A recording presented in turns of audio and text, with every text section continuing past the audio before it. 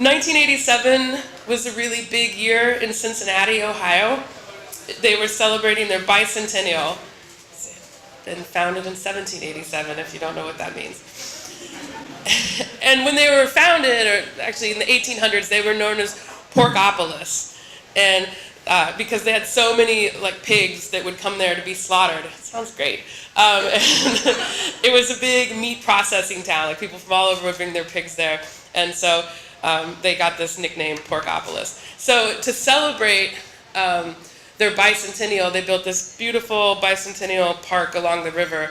And it had these steamboat smokestacks, and because it's a river town, and a little miniature recreation of the Ohio River. And on top of the smokestacks were these two flying pigs, and to celebrate the history of Porkopolis. And they were very controversial. There was city council debates about whether it was demeaning to have these pigs be your new symbol of your city and stuff. But in 1987, I was in 5th grade in Cincinnati, and I thought they were amazing. So I was never I always tried to have clever Halloween costumes and stuff, and I never could think of anything, but I knew that year I wanted to be a flying pig for Halloween. So I got a white sweatshirt and sweatpants and cut out of cardboard these wings. I think my mom had to help me because I'm not very crafty. And no paper mache action here though. And bought the plastic pig nose and ears and stuff, and painted my face all pink. And my friend Tiana, who dressed up like a car hop and wore roller skates all night, and we went trick-or-treating, and I felt super clever in my flying pig costume. Now Tiana lived in this fancy neighborhood in northern Kentucky, which is a suburb of Cincinnati, that had all these big houses. Her dad owned Cincinnati chili restaurants, which is a big deal there too. And so we decided to go trick-or-treating in her neighborhood because the houses were farther apart, but almost everybody gave you a full-size candy bar. So this is the sort of, candy math you do as a child. You're there's fewer houses we can get to, but bigger pieces. We couldn't work it all out, but it seemed like a good plan. Plus, Tiana was wearing roller skates, so we could cover the space pretty quickly. So we went from house to house, and sure enough, people had at least full-size candy bars. The guy that owned a bunch of furniture stores gave out king-size candy bars.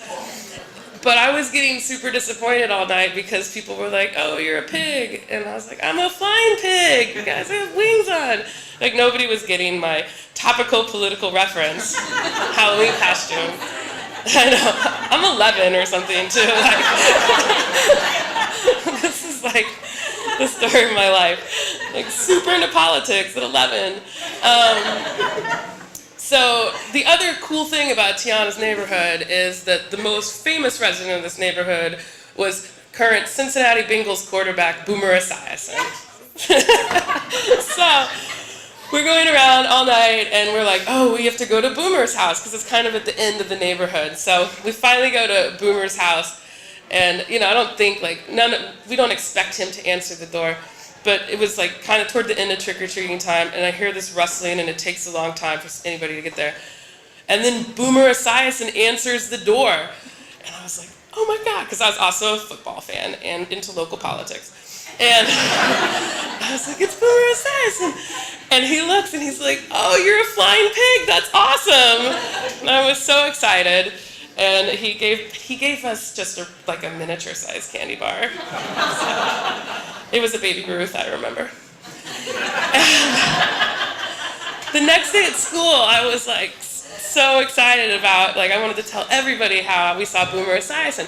But some other kids from my school had also gone trick-or-treating in that neighborhood. And I think his wife answered the door the whole night. But he had his kid in his arms. I think he was just taking the kid up to bed and just happened to be going by the front door when we rang the doorbell. So we got the one group that got Boomer to answer the door. So nobody believed me the whole day at school that I saw Boomer Esiason and he gave me Halloween candy. But I really just loved that he knew I was a flying pig.